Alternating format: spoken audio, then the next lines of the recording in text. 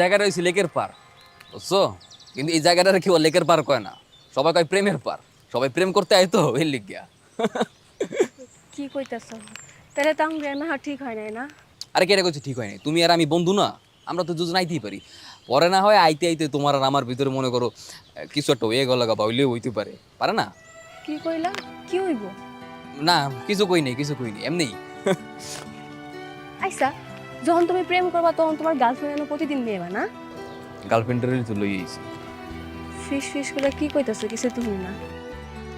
বিড়বিড় করে কোনো কিছু না, মানে আমি তত পড়ালেখা করিনি, বুঝো নাই? যতটুকু পড়ালেখা করছি, গার্লফ্রেন্ড মানে জানি হইছে মেয়ে বন্ধু। তুমি তো আমার বন্ধুই, তো ওই সময় তুমি আমার গার্লফ্রেন্ড না, তোমার নিয়ে এলাম। এটা দেখছো? এটা কি হাত, কি আনকি হাত দিয়ে আদর করবা?